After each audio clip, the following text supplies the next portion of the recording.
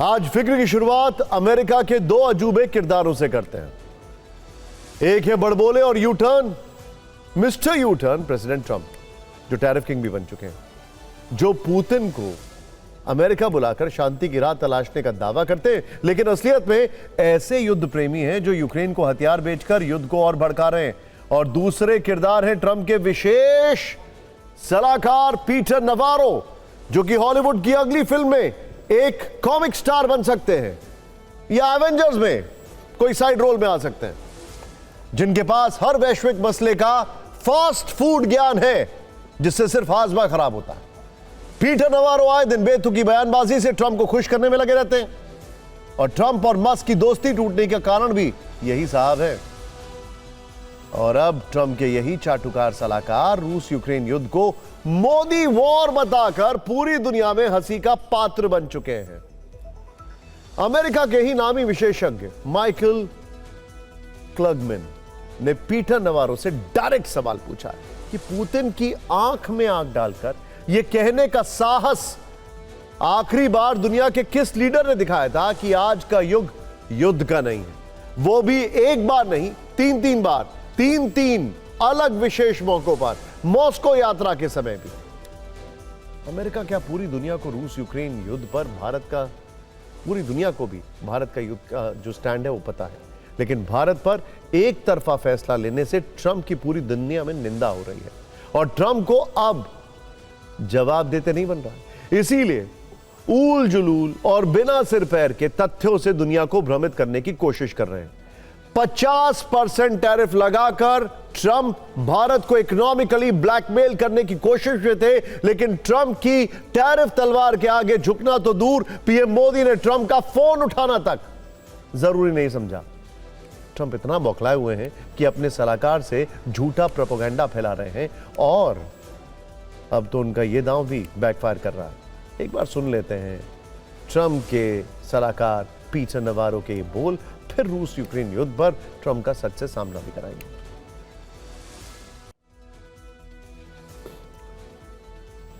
आपने ट्रंप के adviser Peter Navarro किया जो झूठ है वो सुना, इसीलिए अमेरिका से कुछ चुपते हुए सवाल पूछना बहुत जरूरी है, और रूस यूक्रेन युद्ध पर ट्रंप सरकार के दोहरे रवैये का पर्दाफाश करना भी। रूस और यूक्रेन में 3.5 साल से युद्ध जारी है, हम सब जानते हैं। यूक्रेन क्या अपने हथियारों के दम पर रूस से जंग लड़ सकता था? क्योंकि यूक्रेन के पास तो बहुत सीमित रशियन मेड वेपन्स थे। जाहिर है इस सवाल से प्रेसिडेंट ट्रंप खुद को बचाना चाहेंगे, क्योंकि जवाब यह है कि यूक्रेन अमेरिकी हथियारों के दम पर ही रूस से अब तक युद्ध लड़ पा रहा है, और यहां तक कि अमेरिका के मर्सनरीज के दम पर। दूसरा सवाल, यूक्रेन के पास अमेरिका के कौन कौन से हथियार हैं? जाहिर है यह सवाल भी अमेरिका की कलई खोल सकता है, क्योंकि जमीन आसमान से लेकर समंदर तक की लड़ाई में वो सारे हथियार अमेरिका ने यूक्रेन को बेचे हैं, जिसके बिना पर यूक्रेन रूस को आज भी चैलेंज दे पा रहा है। और हमारे पास यूक्रेन को दिए गए ऐसे हजारों अमेरिकी हथियारों की लंबी चौड़ी सूची है। इनके नाम है, इनकी संख्या, हम आपको सब कुछ बताने वाले हैं। अमेरिका ने यूक्रेन को 1500 स्ट्रिंगर मिसाइलें दी हैं, और पहली बार किसी युद्ध में इतनी स्ट्रिंगर मिसाइलों का इस्तेमाल हुआ, यह उनका ट्रायल रन था। अमेरिका ने यूक्रेन को पेट्रियट मिसाइल की 3 बैटरीज दी। अमेरिका ने यूक्रेन को हॉक सिस्टम भी दिया हुआ है, और ये सारे सिस्टम्स यूरोप से अलग से मिले, और वो भी अमेरिका ने सप्लाई किए हैं। अमेरिका ने यूक्रेन को 6500 जैवलिन एंटी टैंक मिसाइलें दी। अमेरिका ने यूक्रेन को 10,000 TOW मिसाइलें दी हैं। अमेरिका ने यूक्रेन को 20,000 दूसरे एंटी आर्मर सिस्टम दिए हैं। अमेरिका ने यूक्रेन को 270 हॉटजियर तोपें दे रखी हैं। अमेरिका ने यूक्रेन को 7 लाख से अधिक मोर्टार दे रखे हैं। अमेरिका ने यूक्रेन को 40 यूनिट हाइमार्स सिस्टम दे रखे हैं। अमेरिका ने यूक्रेन को 31 एब्राम टैंक और 186 ब्रेडली टैंक दे रखे हैं। अमेरिका ने यूक्रेन को 5000 से अधिक हमवी सैन्य वाहन दिए हुए हैं। अमेरिका ने यूक्रेन को 20 MI-17 अटैक हेलीकॉप्टर दिए हैं। अमेरिका ने यूक्रेन को 100 से अधिक पेट्रोलिंग बोट दे रखी है। और तो और इसी अमेरिका ने जंग की शुरुआत से लेकर 30 जून 2025 तक यूक्रेन को कुल 11,700 अरब रुपए की मदद की है। इसमें सैन्य मदद 6600 अरब रुपए की है, जबकि आर्थिक मदद 3800 अरब रुपए की है, 4800 अरब रुपए की है। अमेरिका ने इसके अलावा पूरे यूरोप को रूस के खिलाफ भड़काया है। पूरे यूरोप को रूस के खिलाफ कर दिया है। लेकिन ट्रंप के झूठ की पराकाष्ठा देखिए कि इस सब के बाद भी अमेरिका रूस यूक्रेन युद्ध को मोदी वॉर कह रहा है, मोदी वॉर। जबकि अमेरिका को जानना चाहिए कि भारत ने ना तो कभी यूक्रेन को और ना ही कभी रूस को बारूद की सप्लाई की है, पाकिस्तान ने की है, पाकिस्तान ने की है यूक्रेन को सप्लाई। खैर, ट्रंप कहां सुनने वाले हैं, वो तो अपना ही सुन ले, बड़ी बात है। उल्टे यूक्रेन में समय समय पर भारत ने मानवीय मदद पहुंचाई। अब इसको देखें, 6 मई 2022 को भारत ने इस युद्ध में पहली बार यूक्रेन को आवश्यक दवाओं और चिकित्सा उपकरणों समेत 7,725 किलोग्राम की मानवीय सहायता भेजी थी। कुछ महीने पहले की बात है जब भारत ने यूक्रेन और पड़ोसी देशों को 90 टन से अधिक मानवीय सहायता भेजी थी, जिसमें दवाएं, चिकित्सा उपकरण और अन्य राहत सामग्रियां शामिल थी। इस राहत सामग्री में कंबल, टेंट, तिरपाल, protective eye gear, water storage tank, sleeping mats और सर्जिकल ग्लव्स जैसे आइटम शामिल थे। इसके अलावा भारतीय फार्मास्यूटिकल्स कंपनियों ने भी यूक्रेन को 6 मिलियन अमेरिकी डॉलर मूल्य की चिकित्सा और वित्तीय सहायता प्रदान की थी। इसीलिए रूस यूक्रेन युद्ध को भड़काने के लिए जिम्मेदार अमेरिका को पहले अपने गिरेबान में झांकना चाहिए और भारत पर सोच समझकर उंगली उठानी चाहिए, क्योंकि ये वो भारत देश है जिसके प्रधानमंत्री कीव जाते हैं, ज़ेलेंस्की के कंधे पर हाथ रखकर यूक्रेन में मासूम बच्चों के मारे जाने पर दुख बांटते हैं। मिलीनिया ट्रंप की चिट्ठी तो बहुत बाद में आई है। दुनिया के हर मंच से कहते हैं प्रधानमंत्री मोदी, युद्ध का समाधान बम, गोली, बंदूक से नहीं निकलेगा। शांति के लिए रूस और यूक्रेन दोनों ही पक्षों को बातचीत की टेबल पर आना ही होगा।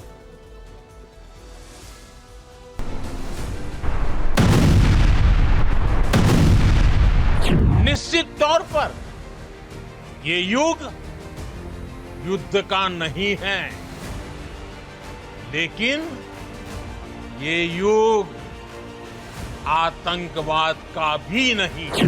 कि किसी भी समस्या का समाधान रणभूमि में कभी भी नहीं होता है।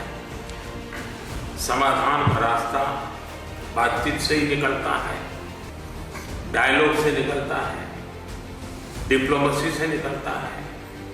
और हमने बिना समय गंवाए उस दिशा में आगे बढ़ना चाहिए कि युद्ध के मैदान में समाधान संभव नहीं होते।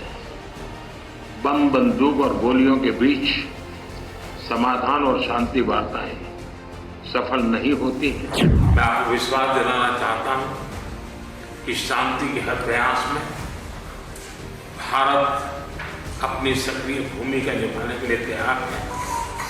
व्यक्तिगत रूप से मैं भी अगर इसमें कोई योगदान कर सकता हूं तो मैं जरूर करना चाहूंगा।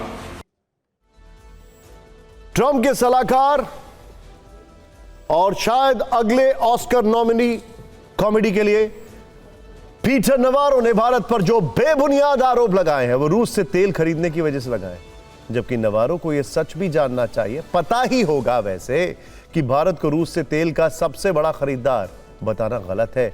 रूस से सबसे अधिक तेल चीन खरीदता है, लेकिन उसके आगे इनकी गिग्गी बनी हुई है। वहीं रूस से एलएनजी यानी लिक्विफाइड नेचुरल गैस सबसे ज्यादा यूरोपीय संघ खरीदता है, उसके आगे भी इनकी हालत खराब है। तो यहां भी अमेरिका को अपने फैक्ट चेक करना जरूरी है। दरअसल ऐसे लोगों को ट्रंप ने भोंपू की तरह इस्तेमाल किया है जो उनके झूठ को बार बार सबके सामने लेकर आए। लेकिन सबको पता है अगर मास्टर जोकर है तो उसके आसपास के लोग भी जोकर होंगे। ये हम नहीं कह रहे, ये और लोग कह रहे हैं। ट्रंप भले ही खुद को टैरिफ किंग समझते हो, लेकिन भारत शांत और संयमित रहते हुए इसके काउंटर की तैयारी कर रहा है। अमेरिका के खिलाफ भारत का ये वो काउंटर प्लान है जो ट्रंप को बहुत भारी पड़ने वाला है। देखिए, अब समझिए कि प्लान बी क्या है।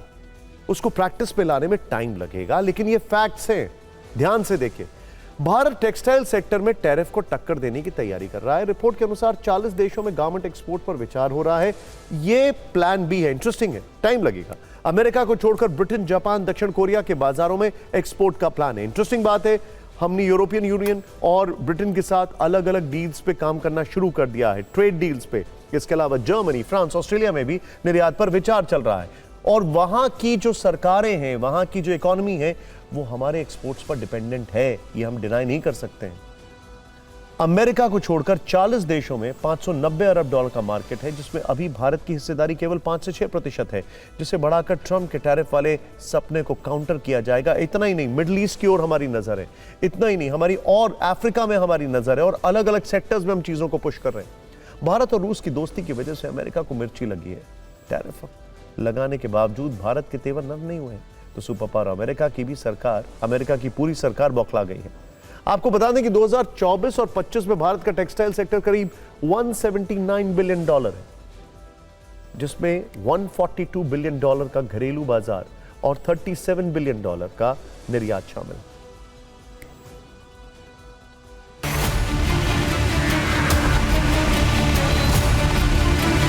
Prime Minister Modi has challenged effectively the economic imperialism of America. President Trump does not understand, I think, that while actions have consequences, language also hurts, language disrupts. The language that he has used in international diplomacy is not acceptable to the world. Today, BRICS, to give the best example, has become a big worry for Washington, because BRICS by itself is now more powerful today than the American alliance across the world. खुद को super power समझने वाले America की स्थिति कुछ ऐसी हो गई है कि टैरिफ पर अब वो यूरोप के देशों से निवेदन कर रहा है, सटल धमकी देने की कोशिश कर रहा है। उसे लग रहा है कि भारत झुकने वाला नहीं है, लिहाजा अमेरिका ये अपील कर रहा है कि भारत के खिलाफ यूरोप भी अतिरिक्त टैरिफ लगाए। भारत के खिलाफ टैरिफ नहीं बढ़ाने पर अमेरिका ने नाराजगी भी जताई है। आप अमेरिका के ट्रेजरी सचिव स्कॉट बेसेंट के टैरिफ वाले दर्द को उनके इस बयान से समझ सकते हैं। टैरिफ वॉर के बीच एक अपडेट यह है कि पीएम मोदी के 2 देशों की यात्रा आज से शुरू हो गई है। पहले वो जापान पहुंचेंगे, 29 और 30 अगस्त को वो जापान के दौरे पर रहेंगे। भारत जापान वार्षिक शिखर सम्मेलन में हिस्सा लेंगे। एक आपको डिस्क्लेमर छोटा सा दे दूं मैं, बल्कि एक जानकारी, भारत का ये चैनल आपको इसकी detail coverage from the ground दिखाने वाला है लगातार। इसके अलावा जापान के पीएम से उनकी मुलाकात होगी। 2014 के बाद पीएम मोदी की 8वीं जापान यात्रा। जापान के बाद प्रधानमंत्री मोदी चीन की यात्रा पर जाएंगे। वहां वो 31 अगस्त से 1 सितंबर तक रहेंगे। इस दौरान वो एससीओ समिट में शामिल होंगे। 7 साल बाद पीएम मोदी का चीन दौरा हो रहा है। चीन के राष्ट्रपति शी जिनपिंग से भी उनकी मुलाकात होगी। टैरिफ टक्कर की फिक्र के बाद अब चारों तरफ ट्रंप और कालीन भैया की लड़ाई का जिक्र हो रहा है। यहां कालीन भैया का मतलब है वो मेहनतकश लोग जो बहुत मेहनत से एक एक कालीन तैयार करते हैं। देखिए, इस खबर का जो कंटेक्स्ट है उसको समझिएगा आप ध्यान से। मिर्जापुर में बने कालीन दुनिया भर में मशहूर है, और अब ट्रंप के टैरिफ से मिर्जापुर के कालीन कारोबार पर बड़ी चोट पड़ने वाली। ट्रंप के टैरिफ के कारण मिर्जापुर में बने सैकड़ों करोड़ के कालीन मुंबई एयरपोर्ट में डंप है। लेकिन यह तो सच है कि ट्रंप के टैरिफ से मिर्जापुर के कालीन उद्योग पर बड़ी चोट लगने वाली है। ऐसा क्यों होगा, इसे समझते हैं। भारत से अमेरिका को कुल 20,000 करोड़ रुपए का कालीन एक्सपोर्ट होता है, यानी भारत से कालीन का 80% एक्सपोर्ट सिर्फ अमेरिका को होता है। बाकी कालीन रूस, यूरोप और एशिया के दूसरे देशों में जाता है। सिर्फ मिर्जापुर और भदोही से करीब 10 से 11,000 करोड़ रुपए का कालीन अमेरिका निर्यात किया जाता है। भारत में कालीन कारोबार से करीब 1 करोड़ लोग जुड़े हुए हैं, जबकि अकेले मिर्जापुर और भदोही से 25 लाख कर्मचारी इस उद्योग में काम करते हैं। अनुमान है कि ट्रंप के टैरिफ से करीब 9,000 करोड़ रुपए का नुकसान हो सकता है। अब मिर्जापुर और उसके पास भदोही में कालीन कारोबार से जुड़े लोग अपील कर रहे हैं कि सरकार को आगे आकर उनकी मदद करनी चाहिए। कालीन उद्योग पर असर पड़ने पर फिक्र की जरूर देखें। यूरोप, जर्मनी, इंग्लैंड, बेल्जियम, वहाँ पर अगर हमको 20% सब्सिडी मिल जाती है, कैश रेजिस्टेंस मिल जाता है, तो हम अपने उस पुरानी मार्केट को रीबर्थ दे पाएंगे और उसकी भरपाई जो अमेरिका से शॉर्टफॉल है वो ही हो जाएगी। जो टैरिफ लगा है वो इस इंडस्ट्री के लिए बड़ा घातक है। व्यापक इसका असर और बहुत ही ज़बरदस्त असर पड़ने जा रहा है। ऑलरेडी पड़ चुका है। बायरों ने ऑर्डर कैंसिल कर दिए हैं, जो ऑर्डर कैंसिल नहीं होगा। बायरों ने तो होल्ड तो करा ही दिया मैक्सिमम 100%। 26 के बाद तो कोई माल जा भी नहीं रहा है। अब जरा एक बड़ी ही इंटरेस्टिंग और थोड़ी थॉटफुल सिमिली दिखाते हैं आप, कंपैरिजन। या आप सोच सकते हैं डिफरेंस ऑफ ओपिनियन हो सकता है इसको लेकर, लेकिन ध्यान से देखिएगा, ट्रंप के कैरेक्टर और मिर्जापुर के कालीन के कैरेक्टर का फर्क बड़ा इंटरेस्टिंग है। यह फर्क इसलिए समझना चाहिए क्योंकि एक एक कालीन को बनाने में महीनों की मेहनत लग जाती है। कालीन बनाने वाले निश्चित ही ट्रंप जैसे स्वार्थी बिजनेसमैन की हवाई कूटनीति से कहीं बढ़े। ट्रंप विश्व कूटनीति के हर फ्रंट पर कमजोर साबित हुए, जबकि मिर्जापुर में बने कालीन के रेशे रेशे में हिंदुस्तान का दम है। ट्रंप यूटर्न के चैंपियन के तौर पर अपनी बेइज्जती करवा रहे हैं, जबकि मिर्जापुर का कालीन अपनी महीन कारीगरी और उन्नत कला के लिए पूरे विश्व में विख्यात है। ट्रंप झूठ बोलने की विरासत तैयार कर रहे हैं, जबकि मिर्जापुर का कालीन हुनर और कला की विरासत है। ट्रंप युद्ध भड़काने में माहिर है और अपने बयान पर कभी नहीं टिकते हैं, जबकि मिर्जापुर का कालीन कम से कम 20 से 30 वर्षों तक मजबूती से टिकने का भरोसा देता है। यह कालीन अपनी क्वालिटी को लेकर कोई यूटर्न नहीं लेता है। ट्रंप की कूटनीति का डिजाइन फरेबी है, उसमें स्वार्थ की कड़ाई है, जबकि मिर्जापुर का कालीन अपने डिजाइन के लिए दुनिया भर में खास पहचान रखता है। तो यह है ट्रंप का कैरेक्टर और मिर्जापुर के कालीन उद्योग और वहां काम करने वाले लोगों का शालीन कैरेक्टर। वैसे टैरिफ का असर भारत के शेयर बाजार पर भी पड़ा है। शेयर बाजार में पिछले 2 कारोबारी सत्र की गिरावट से निवेशकों को कुल 9,69,000 करोड़ रुपए का नुकसान उठाना पड़ा। इन 2 दिनों में ही सेंसेक्स 1,555 अंक टूट चुका है। यानी ट्रंप का टैरिफ भारत को बड़ी आर्थिक चोट पहुंचा रहा है। इससे छोटे व्यापारियों के साथ ही बड़ी कंपनियां भी परेशान हैं। लेकिन आपको एक चीज बता दें, ये सारी चीजें बहुत टेम्परेरी हैं। याद होगा आपको सैंक्शंस जब लगे थे भारत पर, याद होगा जब अमेरिका ने क्रायोजेनिक इंजन देने से मना कर दिया था। अब ये हो गया है, आगे नहीं होगा इसका इंपैक्ट। इसके लिए भारत लॉन्ग टर्म सॉल्यूशंस तलाश रहा है, बल्कि उस पर काम शुरू हो चुका है। वैसे नोबेल पुरस्कार के लिए बेचैन ट्रंप के लिए एक और बुरी खबर है। रूस यूक्रेन युद्ध में उनका शांति प्रस्ताव फेल होता दिख रहा है। अगर ट्रंप को यकीन ना हो तो पहले वीडियो सबूत देख लें। वैसे उनको पता है ये सारी चीजें, ध्यान से देखिए। अब आप उनकी आंखें खुल जाएंगी। ये देखिए आप, क्या है ये है यूक्रेन की राजधानी कीव, जहां पर ज़ेलेंस्की रहते हैं या नहीं रहते हैं वो सब्जेक्ट ऑफ डिस्कशन है। अब जरा ध्यान से देखिए, पुतिन की फौज ने बारूदी वर्षा करके कीव को दहला दिया है। बैलिस्टिक और क्रूज मिसाइलों के साथ ड्रोन की बौछार कर दी है। रूसी बॉम्बर्स के हमले इतने भीषण थे कि रिहायशी इलाके जल उठे। राजधानी कीव में सायरन गूंजते रहे। अभी भी लोग वहां पर बंकर्स में, मेट्रो के बेसमेंट में हैं। रूस ने 600 से ज्यादा ड्रोन्स और मिसाइलों से स्ट्रैटेजिक अटैक किए हैं। कीव पर हुए हमलों में किंजल हाइपरसोनिक मिसाइल का इस्तेमाल किया गया है। एक साथ कीव के 20 इलाके टारगेट किए गए, जिसमें 100 इमारतों को भारी नुकसान पहुंचा है। ऐसी रिपोर्ट है कि रूस के हमले में 14 लोगों की मौत हो गई, 38 घायल हो गए। पहली बार कीव में ब्रिटिश काउंसिल की बिल्डिंग पर अटैक किया गया। यह सीधे सीधे ब्रिटेन को मैसेज है। रूस के मिसाइल हमले में ब्रिटिश गवर्नमेंट बिल्डिंग को भारी नुकसान पहुंचा है। हर प्रेस कॉन्फ्रेंस में युद्ध रुकवाने का दावा करने वाले राष्ट्रपति को यह तस्वीरें काफी चुभ रही होंगी। लेकिन ट्रंप थोड़ा इंतजार करें, आगे हम कुछ और प्रमाण देने जा रहे हैं जो न केवल उनकी चिंता बढ़ाने वाले हैं, बल्कि नोबेल पुरस्कार के सपने पर पानी भी फेर सकता है। क्योंकि रूस की तरफ से यूक्रेन पर किया गया यह बहुत बड़ा हमला था, जिसमें यूरोप के लिए भी संकेत थे। ब्रिटेन को भी पुतिन ने सीधा मैसेज दिया है। जाहिर है पुतिन के इस रुख पर डर के साथ खलबली मची थी, और यह खलबली फ्रांस के राष्ट्रपति इमैनुअल मैक्रों के पोस्ट में दिखी। मैक्रों ने कहा है कि यूक्रेन पर एक रात में 629 मिसाइल और ड्रोन से हमला किया गया। रूस का शांति का विचार यही है, आतंक और बर्बरता। मैक्रों के पोस्ट में दूसरा डर यूरोप को लेकर है। उन्होंने कहा कि रूस न केवल यूरोपियन यूनियन के दफ्तरों को टारगेट कर रहा है, बल्कि ब्रिटिश काउंसिल की इमारत को भी नुकसान पहुंचाया है। ऐसी खबरें हैं कि कीव पर रूस एक और बड़े हमले की तैयारी में, इसीलिए यूक्रेन के 6 जिलों में एयर रेड अलर्ट जारी है। लेकिन पुतिन के इस कदम से अब टेंशन ब्रिटेन की बढ़ गई है। कीव अटैक के बाद रूस की मिसाइलों से सबसे बड़ा खतरा ब्रिटेन को है। रूस के एडवांस मिसाइलों को रोक पाना उसके लिए संभव नहीं है। British think tank royal United services institute की रिपोर्ट में दावा किया गया है कि रूस के हाइपरसोनिक हमले नेटो के एयर डिफेंस नहीं रोक पाएंगे। रिपोर्ट में अमेरिका के गोल्डन डोम की तरह एयर डिफेंस शील्ड की जरूरत बताई गई है। यह कहा गया है कि अलर्ट नहीं हुए तो अगले 20 साल में रूस के सामने ब्रिटेन टिक नहीं पाएगा। ट्रंप ने रूस के विध्वंसक हमले की तस्वीरें देख ली होंगी। अब जरा उनको पुतिन के कुछ सीक्रेट प्लान के बारे में बता दो। ध्यान से देखिएगा। 35 साल बाद रूस न्यूक्लियर टेस्ट के बेहद करीब पहुंच चुका है। पुतिन जल्द परमाणु बमों के टेस्ट को मंजूरी दे सकते हैं।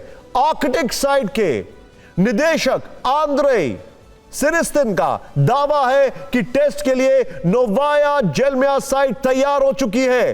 खबर है कि रूस के सैन्य अधिकारियों ने साइट का निरीक्षण भी कर लिया है। 1961 में आर्कटिक साइट पर सबसे शक्तिशाली परमाणु बम जार का परीक्षण हुआ था। जाहिर है कि न्यूक्लियर टेस्ट के जरिए पुतिन का पश्चिम को वार्निंग देने का प्लान है। रूसी अधिकारियों के हवाले से न्यूयॉर्क टाइम्स की रिपोर्ट है कि रूस में 8 साल के बच्चों को हथियार चलाने की ट्रेनिंग दी जा रही है। उन्हें ग्रेनेड फेंकना सिखाया जा रहा है। ये वो बच्चे हैं जिनका परिवार यूक्रेन युद्ध लड़ चुका है। समझने वाली बात है, अगर पुतिन ने न्यूक्लियर टेस्ट किया है तो यह न्यूक्लियर अटैक की एस्केलेशन लेडर में आखिरी कदम होता है। न्यूक्लियर मिसाइल का डिप्लॉयमेंट पहला, उसके बाद फाइटर प्लेन्स में न्यूक्लियर मिसाइल का डिप्लॉयमेंट दूसरा, फिर होता है न्यूक्लियर टेस्टिंग और लास्ट होता है न्यूक्लियर अटैक। पुतिन की प्लानिंग बताती है कि वो लंबी और विध्वंसक जंग की तैयारी में है। ट्रंप अगर अमेरिकी मीडिया की रिपोर्ट भी देख लेंगे तो उन्हें अंदाजा हो जाएगा कि उनके शांति राग का बुलबुला फूट चुका है। वो सोच रहे थे कि सुपर पावर वाली छवि के दम पर वो युद्ध रुकवा देंगे, लेकिन अलास्का में मीटिंग के बाद हुआ उल्टा। पुतिन अमेरिका से लौटते ही यूक्रेन पर ताबड़तोड़ हमले कर रहे हैं और ट्रंप व्हाइट हाउस में बैठकर खामोशी से सब देख रहे हैं। ये रेड कारपेट अब उनको चुभ रहा होगा। कभी कभी तो ऐसा लगता है कि ट्रंप भड़काने के लिए मुलाकातें करते हैं या करवाते हैं। अगर उनके शांति प्रयासों में दम था तो फिर इतने बम क्यों बरस रहे हैं? क्या वो जवाब देंगे? उनके पास कोई जवाब है भी या नहीं? अलास्का समिट के बाद अब तक का नतीजा यह बताता है कि पुतिन और जेलेंस्की के बीच बातचीत का कोई सीन बनता नहीं दिख रहा है। गोलों की बारिश का सीन जरूर हुआ है जो फिलहाल नहीं थम रहा है। ट्रंप अपना शांति प्रयास जारी रख सकते हैं, इसमें कोई बुराई नहीं है। वैसे भी वो अपने काम में बड़बोलेपन के लिए ज्यादा बदनाम हो चुके हैं। इसका एक और प्रमाण उन्होंने दिया। ट्रंप ने यूक्रेन को डायरेक्ट सुरक्षा की गारंटी देने से इनकार कर दिया। उन्होंने साफ किया कि अमेरिका बैकअप के तौर पर मदद करेगा। यूरोपीय देश यूक्रेन को सुरक्षा गारंटी देंगे। अगर समझौता होता है तो वो मदद करेंगे। ट्रंप के बयानों में इस युद्ध को लेकर उनकी निराशा झलक रही है। हालांकि रूस यूक्रेन युद्ध में इतना बारूद बरसने और ट्रंप के फेल होते दिखने के बावजूद दुनिया ने उम्मीद नहीं छोड़ी है।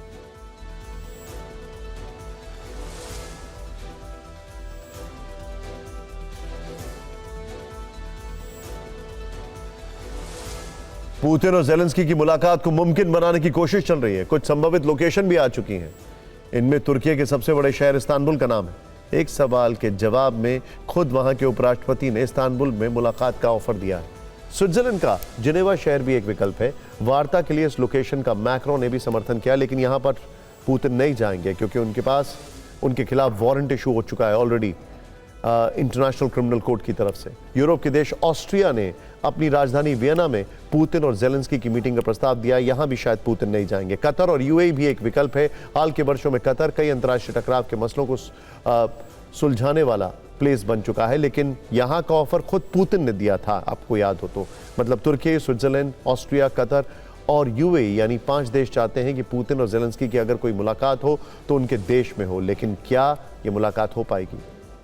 ये चाहते तो हैं कि दोनों मिल जाएं, लेकिन फिलहाल ऐसा होता दिख नहीं रहा है। दोनों की मुलाकात करवाने में ट्रंप के पहले से ही पसीने छूटे हुए हैं। अगर आगे चलकर पुतिन जेलेंस्की को लेकर कोई बात बनती भी है तो सबसे पहले हम आपको अपडेट देंगे। पहले इस वक्त दुनिया का अपडेट दे दें, जरा तेजी से कहीं मत जाइए, स्क्रीन को लॉक करिए।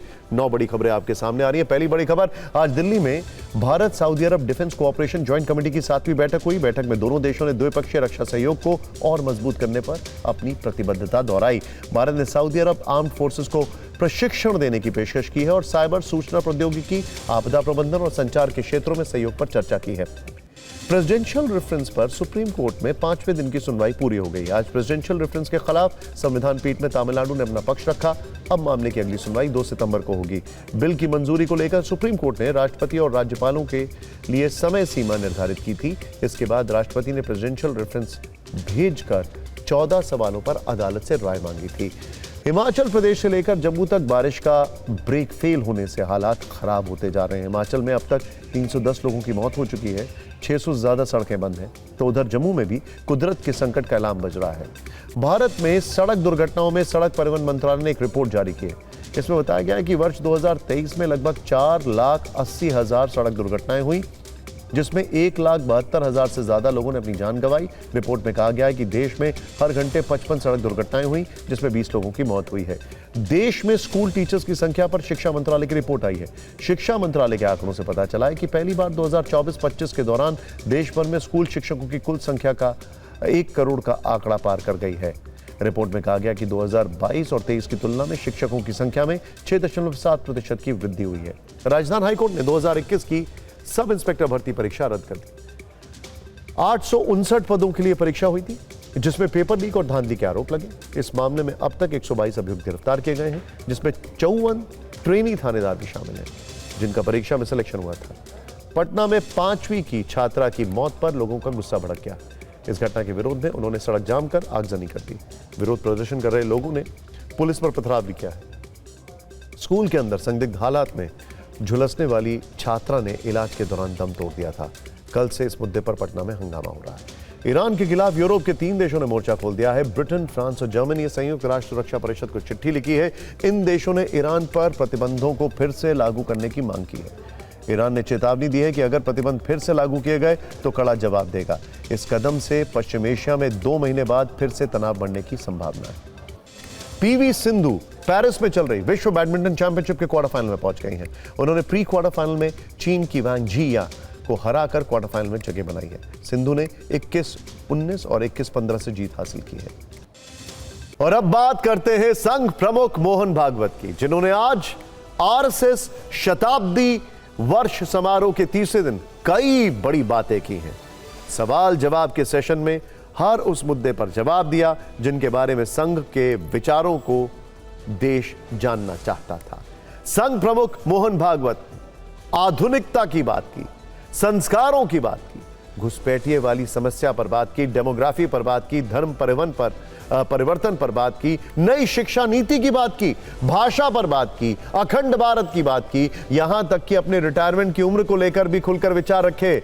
संघ प्रमुख से सवाल पूछा गया था कि 75 वर्ष होते ही राजनेताओं को पद छोड़ देना चाहिए। इसके जवाब में उन्होंने कहा, 75 वर्ष में रिटायर होने की जरूरत नहीं है। ना मैं रिटायर होऊंगा, ना किसी को रिटायर होने के लिए कहूंगा। हम जब तक चाहें काम कर सकते हैं। मैंने ये नहीं कहा कि मैं रिटायर हो जाऊंगा या किसी और को रिटायर हो जाना चाहिए। हम जिंदगी में किसी भी समय रिटायर होने के लिए तैयार हैं और संघ हमसे जिस भी समय तक काम कराना चाहेगा, हम संघ के लिए उस समय तक काम करने के लिए भी तैयार हैं। एक बार फिर उनका यह बयान सुन लेते हैं, फिर संघ प्रमुख की बड़ी बातों वाले वीडियो की हाइलाइट्स देखेंगे। When this shawl is given, it means that now your age is over. You please sit in a chair calmly and see what happens. ऐसा वो criticism है उनका। I never said that I will retire or someone should retire. So if I am 80 years old and Sangh will tell me go run a shakha, I will have to go. I cannot say I have completed 75 years. I want to enjoy the retirement benefits. No, there is no benefit in Sangh.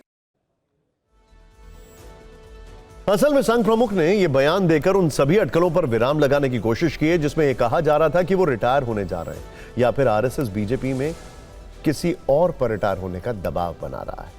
लेकिन मोहन भागवत ने इसके अलावा भी कई ज्वलंत मुद्दों पर संघ की विचारधारा देश को बताई। सवाल जवाब के सेशन में अगर उनके बयानों के बिग पॉइंटर्स को देखें तो, अब ध्यान से देखेगा बात, अगर आपने ये पूरा सेशन मिस किया तो उसकी एक एक डिटेल कुछ पॉइंटर्स में उन्होंने केंद्र सरकार और संघ के बीच मतभेद की अटकलों पर कहा, मतभेद हो सकते हैं लेकिन हमारे बीच मनभेद नहीं होते। बीजेपी अध्यक्ष चुने जाने में देरी पर बोले, हम तय करते तो इतना समय लगता क्या, टेक योर टाइम, सब कुछ संघ तय करता है, यह बिल्कुल गलत है।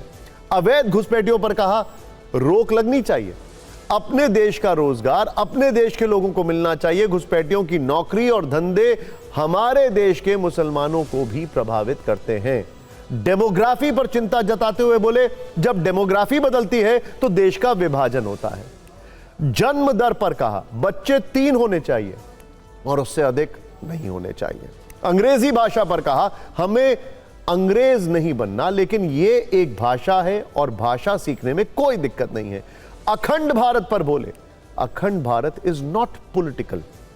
एक ना एक दिन सोया हुआ आदमी जागेगा। आप उनके बयानों पर आधारित ये न्यूज रील जरूर देखें। अपने देश की पॉलिसी है, पॉपुलेशन पॉलिसी, वो 2.1 रिकमेंड करती है। अब वो देश का एवरेज 2.1, ये तो ठीक है, लेकिन संतान होती है तो 0.1 संतान कभी होती नहीं।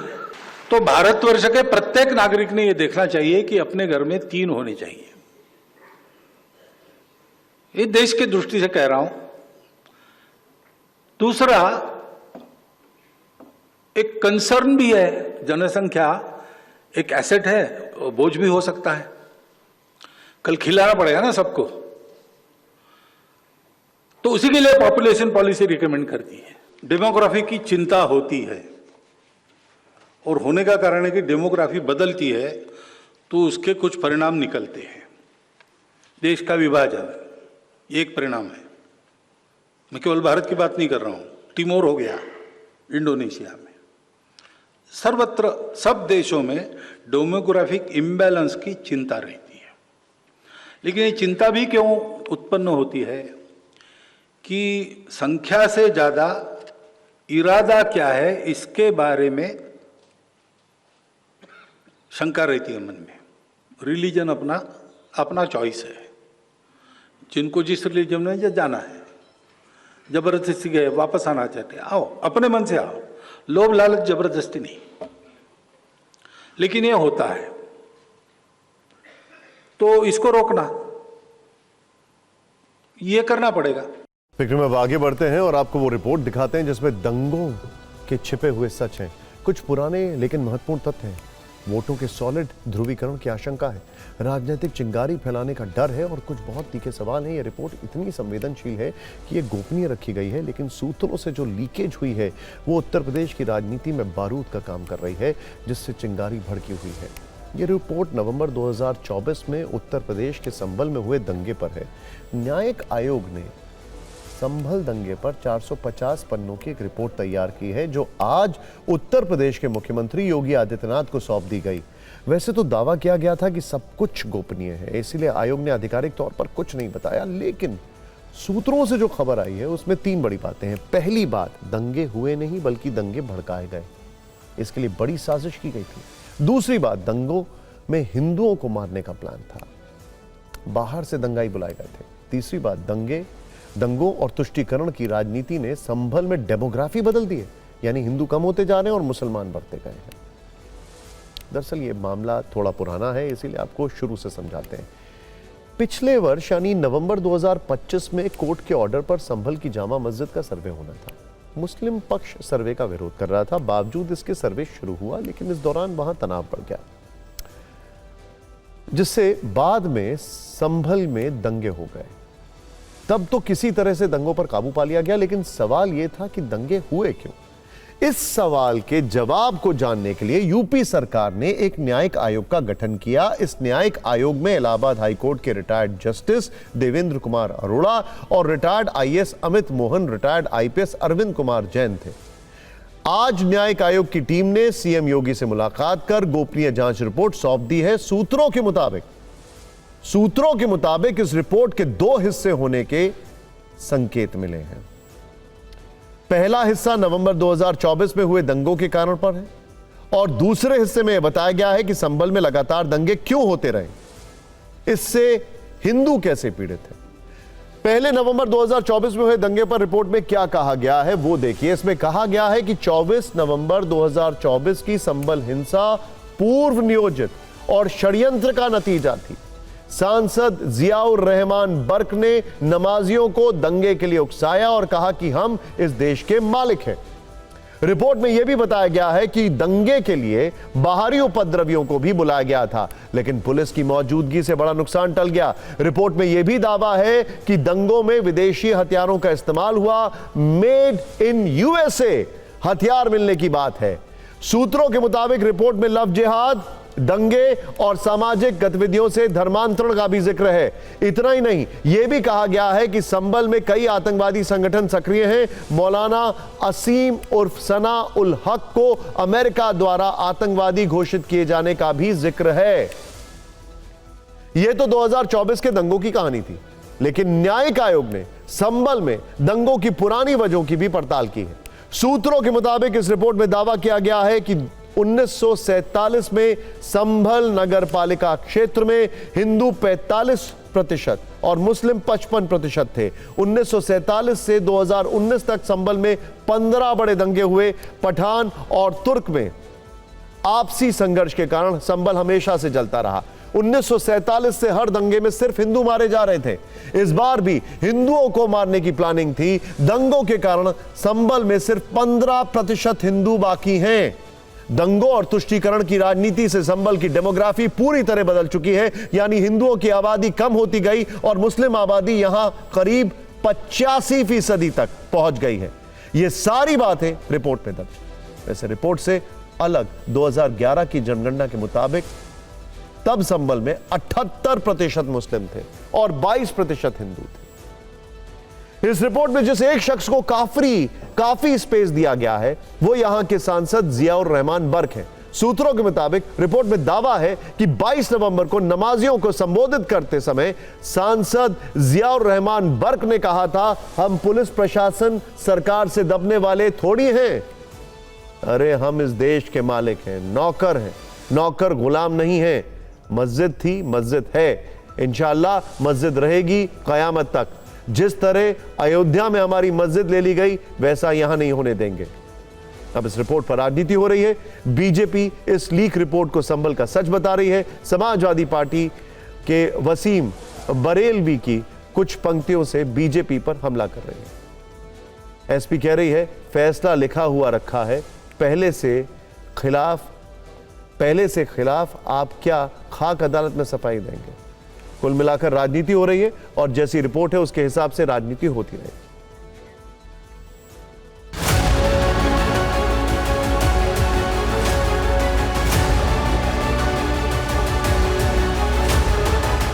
सब लोगों से बात की है, पब्लिक से भी बात की है, पुलिस ऑफिसर से, एडमिनिस्ट्रेटिव ऑफिसर से, सबसे बात हुई है। मुलजिमों से भी बात हुई है, जो जेल में बंद थे उनसे भी बात हुई है। सबसे बात करके और एक अपना रिपोर्ट सौंपी गई। जो पॉलिटिकल पार्टी जिन्होंने झूठा नैरेटिव फैलाया था कि विष्णु शंकर जैन ने जय श्री राम के नारे लगाए जिसकी वजह से वहां पे वायलेंस हो गया, ये एसआईटी रिपोर्ट उनको फैक्चुअली करेक्ट करती है। फिक्र में अब आपको एक वीडियो फाइल दिखाते हैं जिसमें देश सेवा करने वाले एक दूसरे से बदतमीजी करते दिख रहे हैं। यह वीडियो मध्य प्रदेश के भिंड का है।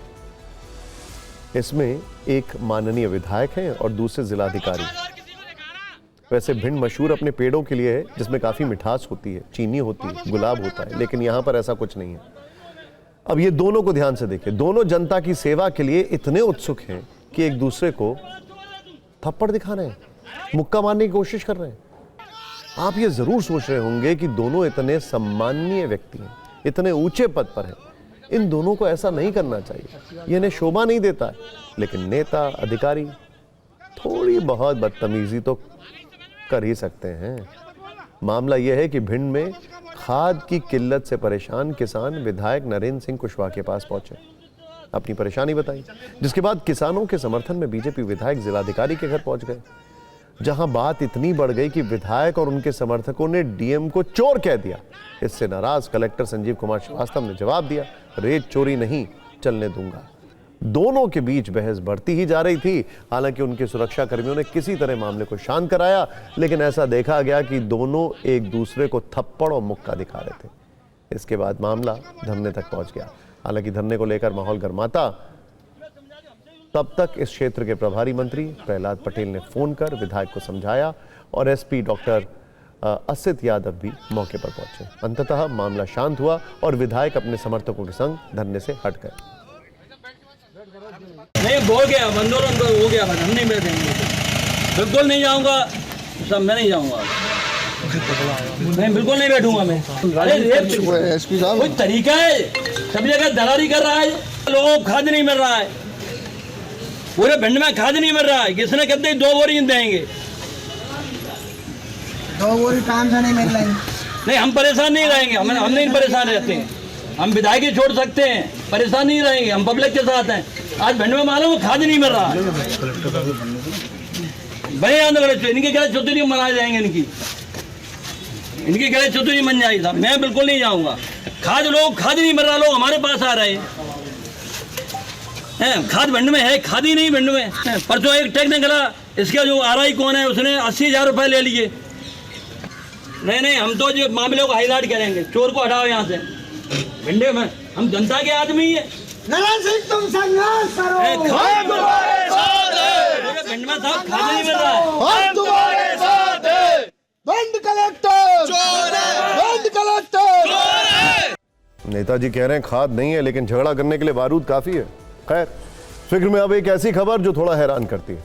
क्या आपने कभी सोचा कि युद्ध में एक सेना दुश्मन के राजा का सिर काट कर ले जाए और फिर 128 वर्ष बाद उसे वापस करे? ये 100% सच है। ये काम फ्रांस ने किया है। फ्रांस ने मेडागास्कर को औपनिवेशक काल की 3 खोपड़ियां वापस की हैं।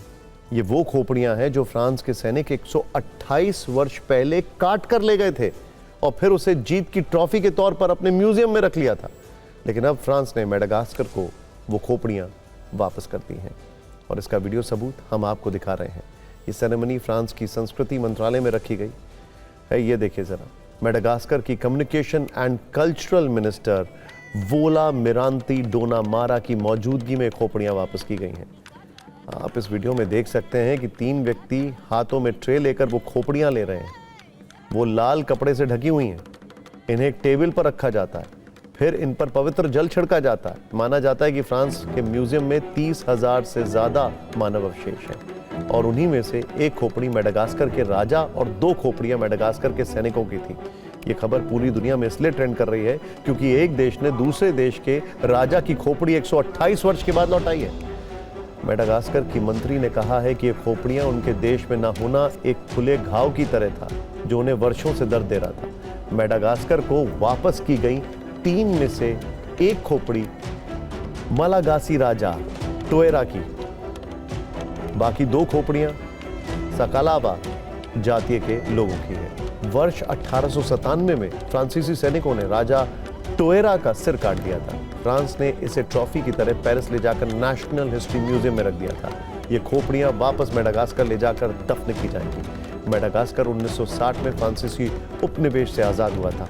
अब फ्रांस लूटी गई वस्तुओं और अवशेष वापस कर रहा है। सोचिए।